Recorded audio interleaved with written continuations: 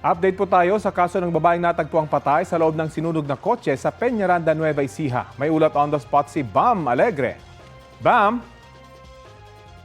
Grabe, libing na pasado alas 10 ng umaga ang babaeng biktima na binaril at sinunog sa loob ng isang kotse sa Peñaranda, Nueva Ecija.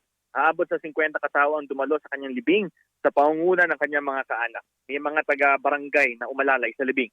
Noong Lunes, natagpuan ng kanyang katawan, pati na rin ng kanyang kaibigang lalaki na binaril at sinunog sa loob ng isang kotse.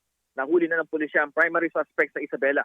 Nakilala siya dahil nakapag-selfie pa ang biktima at naipadala ito sa kanyang asawa sa Amerika bago nangyari ang krimen. Sa selfie na ito kasama sa mismong sasakyan ng babae na pinaniniwala ang mastermind ng krimen pati ang kanyang asawa. May ilan ding inarestong accessory sa krimen na nagkanlong sa suspect na mastermind. At large naman ng gunman na nakunan sa CCTV pati ang nagmamaneho ng getaway tricycle niya. Tinitingnan ng pulisya ang motibo na may utang ang suspect sa biktimang babae. Nadamay naman ng kaibigang lalaki ng biktima sa krimen matapos siya mapakiusapan na maging driver noong araw na iyon. Nasa Pilipinas na ang asawa ng biktimang babae ngayon pero tumangging humarap sa kamera. Ang kapatid naman ng biktima nagbigay ng pahayag para sa kanilang pamilya pero hindi rin siya nagpakita sa kamera dahil nangangamba para sa kanilang pamilya.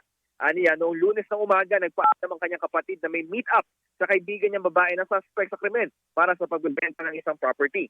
Nakiusap lang sila sa kanilang family friend nga na i-drive sila dahil hindi niya masamahan ng kapatid dahil nagbabantay ng bahay. Sunod na lang niya nalaman ng krimen nang kontakin siya ng pulisya. Siya nagkumpirma ang kanyang kapatid na yun nga yung nasa loob ng kotse na nasunog. Samantala, nailibing na nga kahapon ang lalaking biktima rin sa krimen. Kilala siya sa Palayan City dahil bahagi siya ng rescue team ng lungsod. Hustisya ang panawagan ng kanilang mga kaanak, Rafi. Maraming salamat, Bam Alegre.